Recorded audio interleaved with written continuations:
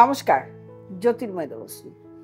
পুজো পুজো পুজো বাঙালি হিন্দুদের সমস্ত জাতির দুর্গাপূজাটা বছরে যখন একবার আসে সবাই অপেক্ষায় থাকে। সেই দুর্গাপুজো শুরু হয়ে গেছে। এখন তো কলকাতা শহরে মহালয়ার পরের দিন থেকে পুজো পুজো একটা রব উঠে যায় এবং প্যান্ডেলে প্যান্ডেলে লোকে ঠাকুর দেখা শুরু করে দেয়। যদিও ষষ্ঠী থেকে বোধন শুরু হয়। পুজোর যে আসল পুজো, সেই পুজো শুরু হয় ষষ্ঠীর বোধনের দিন থেকেই পুজো শুরু। এই ষষ্ঠীর বোধন থেকে শুরু করে দশমী অবধি তো পুজো চলে, কিন্তু এই ষষ্ঠীর দিন একটা ভাইটাল দিন, একটা ইম্পর্টেন্ট, একটা গুরুত্বপূর্ণ দিন মাদের জন্য। কারণ এই দিন দুর্গা ষষ্ঠী। মারা সন্তানদের মঙ্গল কামনার জন্য, শারীরিক সুস্থতার জন্য, সন্তানের ভালো থাকার জন্য এই ষষ্ঠীটা পালন করে। এমনিতেই প্রত্যেক মাসে এক একটা করে ষষ্ঠী আসে এবং এই ষষ্ঠী প্রত্যেক মাসেই মারা করতে পারেন, কিন্তু এই দুর্গাপূজার দিন যদি এই ষষ্ঠী পুজোটি করা হয় বা ষষ্ঠী ব্রতটি পালন করা হয়, তাহলে এই সারা বছরের যে যতগুলো ষষ্ঠী, সেই ষষ্ঠী পালন এই দিন করলেই হয়ে যায়। যেমন আশ্বিন মাসের এই শুক্ল পক্ষের ষষ্ঠী তিথিতে সন্তানদের মঙ্গল কামনার জন্য মারা ষষ্ঠী পুজো করেন। আরেকটি ষষ্ঠী পুজো খুবই গুরুত্বপূর্ণ, সেটাও হলো জামাই ষষ্ঠী। জামাই ষষ্ঠীতে কি করেন? শাশুড়ি মারা জামাইদের মঙ্গল কামনার জন্য জামাই ষষ্ঠী করেন। সেরকমভাবেও এই ষষ্ঠীটা শুধুমাত্র সন্তানের মঙ্গল কামনার জন্য এই ষষ্ঠী পুজোটা করা হয়। এবার কথায় শুধু সন্তান আছে তারা কি করতে পারেন তা কিন্তু নয়। যাদের সন্তান আসছে না, হচ্ছে না, সন্তান নিয়ে কবে হবে, হচ্ছে না, এই টেনশন, তারাও কিন্তু করতে পারেন। আমি এই কথাটা বললাম এই জন্য, ব্রত কথার মধ্যে সেটাই আছে। ষষ্ঠীর যে ব্রত কথা, কোনো একজন সন্তানহারা মার সন্তান ছিল না বলেই কিন্তু তিনি ষষ্ঠী পালন করেছিলেন। সেই জন্যই তার সন্তান হয়েছিল এবং তার যে একটা আশা ছিল, সেই আশাটা পূরণ হয়েছিল। এই ষষ্ঠী পুজো করতে নামমাত্র উপকরণ লাগে ফুল, ফল, দীপ, ধূপ। এইটুকু উপকরণ হয়েই ষষ্ঠীর যে দুর্গা ষষ্ঠী পালন করা হয়। সকালবেলা মায়েরা সন্তানদের উদ্দেশ্যে যেটা পালন করে, তার জন্য সকালবেলা উঠে স্নান করে দুর্গাকে পুজো করে ষষ্ঠীর ব্রত পালন করা শুরু করে।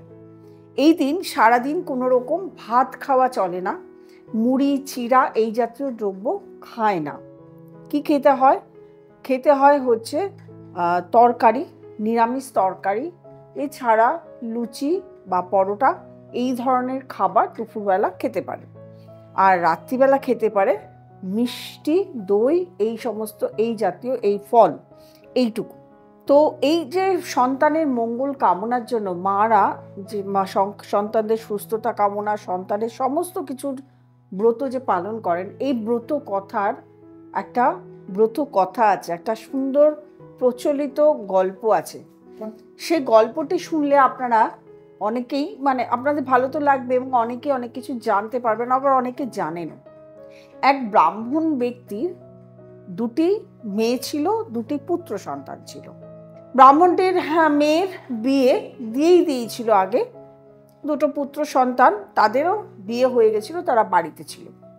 এই ষষ্ঠী পুজোর দিন ব্রাহ্মণ, যেহেতু পুজো, সবাইকে নতুন জামা কাপড় দিতে হবে, তো বাজার করতে গেছেন, যাবে আর কি, বাজার করতে যায়নি, যাবার আগে সবাইকে জিজ্ঞাসা করেছে যে কার কি চাই। প্রত্যেকে তার যা প্রয়োজনীয় জিনিস সেই জিনিসটি বলেছে। একমাত্র বাড়ির যে বড় বউ, বড় পুত্রবধূ, তিনি কিছু চাননি। তো তিনি বৌমাকে গিয়ে জিজ্ঞাসা করলেন যে তুমি কিছু চাইলে না কেন আমার কাছে? আজকে তো ষষ্ঠী পুজো, আজকে তো একটা নতুন বস্ত্র পরতে হবে, আমি বাজার করতে যাচ্ছি, হাটে যাচ্ছি, হাট থেকে বস্ত্র আনবো, তুমি কি চাও? তখন ওনার যে পুত্রবধূ, তিনি বললেন যে আমার একটি ধুলো মাখা শাড়ি চাই। তো ব্রাহ্মণ অত চিন্তা করেননি যে এটা কি শাড়ি, এটা হয়তো কোনো শাড়ি হবে, এরকম শাড়ি পাওয়া যায়, সেই চিন্তা করে আচ্ছা ঠিক আছে নিয়ে আসবো বলে তিনি হাটে গেলেন। হাটে গিয়ে প্রত্যেকটা দোকানে যার যে জিনিস তার দরকার, অন্যান্য ব্যক্তিদের জন্য যেটা তার প্রয়োজনীয়, সেগুলো তিনি কিনলেন। কেনার পরে তার যে পুত্রবধূ যে শাড়িটা চেয়েছিল, ধুলো মাখা শাড়ি, সেই শাড়িটা হাটের কোনো দোকানে তিনি পেলেন না। তিনি তো প্রত্যেকটা দোকান যাচ্ছেন, খুঁজছেন, খুঁজতে খুঁজতে এক বয়স্ক বৃদ্ধার দোকানে গেছেন, গিয়ে তিনি এই ধুলো মাখা শাড়িটা চেয়েছেন। তখন বৃদ্ধা বললেন, ধুলো মাখা শাড়ি তুমি সারা বাজারে বা হাটে কোথাও তুমি পাবে না। ধুলো মাখা শাড়ি হলো একটি লাল পাড়ের সাদা শাড়ি, তাতে ধুলো মাখানো থাকবে, এটাকে বলা হয় ধুলো মাখা শাড়ি। তো এই শাড়ি পাওয়া যায় না বলে বৃদ্ধাকে জিজ্ঞাসা করলেন, তোমার যে পুত্রবধূ তার কি কোনো সন্তান হয়েছে? তখন বৃদ্ধা বলল, না, তার কোনো সন্তান হয়নি। বলে, ঠিক আছে, আমি বুঝেছি, তুমি বাড়িতে গিয়ে এই পুত্রবধূকে বলো আজ থেকে এই যে ষষ্ঠী, সেই ষষ্ঠী পালন করতে। তিনি বাড়িতে এলেন, এসে সবাইকে যার যা জামা কাপড় ছিল সেগুলো তিনি দিয়ে দিলেন, বলে বড় বৌমাকে বললেন, তুমি যে ধুলো মাখা শাড়ি আনতে বলেছো আমি পাইনি, তুমি আজ থেকে ষষ্ঠী, এই দুর্গা ষষ্ঠী পালন করা শুরু করো। যদি পালন করতে পারো তাহলে তোমার যে আশা ধুলো মাখা শাড়ি পরবে সেটা অবশ্যই মিটবে। সেই কথা শুনে তার পুত্রবধূ সেই বছর থেকে, সেই সময় থেকেই ষষ্ঠী পালন করা শুরু করল। এবারে ষষ্ঠী পালন করার পরের থেকেই কিছুদিন পরে তার কোলে এক পুত্র সন্তান জন্ম নেব। এবার ওই পুত্র সন্তান উঠোনে একটা সময় বড় হয়ে যখন উঠোনে খেলতে খেলতে সারা গায়ে ধুলো মেখেছে, এবং ওই ধুলো মাখা অবস্থায় যখন ওই মহিলা মানে পুত্রবধূ দাঁড়িয়েছিল উঠানে লাল পাড়ের সাদা শাড়ি পরে, তখন সেই সময় তার সন্তান খেলছিল যে ধুলো মেখে, জড়িয়ে মানে দৌড়ে এসে মা বলে জড়িয়ে ধরলো। তখন তার এই যে লাল পাড়ে সাদা শাড়ি পরেছিল সেই শাড়িতে ধুলো লেগে গেল। তখন তার শ্বশুরমশাই বলল, তোমার যে ধুলো মাখা শাড়ি পরার শখ ছিল সেই শখটি আজকে মিটে গেল। তাহলে এই যে আমি যে পুরো যে ব্রত কথাটা বললাম, এই ব্রত কথার মধ্যে একটা জিনিস কিন্তু স্পষ্ট, অর্থাৎ যারা সন্তান যাদের হয়নি তারা কিন্তু এই ষষ্ঠী পালন করতে পারে, তাহলে কিন্তু তার সন্তান আসার সম্ভাবনা থাকে, অর্থাৎ তার আশা পূরণ করা থাকে। কিন্তু আজকালকার দিনে সত্যি কথা বলতে কেউ ধুলো মাখা শাড়ি ওরকমভাবে পরেনও না, শাড়ি পরার চলই তো উঠে গেছে, বাড়িতে কেউ ওরকমভাবে পরেন না, খুব কম সংখ্যক আছে পরেন।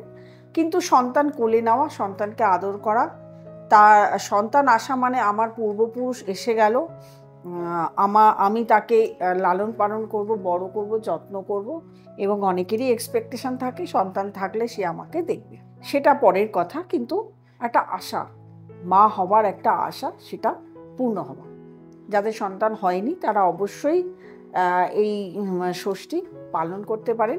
প্রত্যেকের দুর্গাপুজো ভালো যাক, আনন্দে কাটুক, প্রত্যেক দিন আপনারা আনন্দ করুন এবং হইচই করে কাটান। যদিও একটা সময় মানে আপনারা বলবেন, এই আনন্দ করার কথা শুনে আপনারা বলবেন এই সময় আনন্দের কথা বলছেন, অবশ্যই বলবো, কারণ আপনি যত পজিটিভ থাকবেন, আপনি যত আনন্দে থাকবেন, আপনার সমস্ত কিছু ভালো হবে।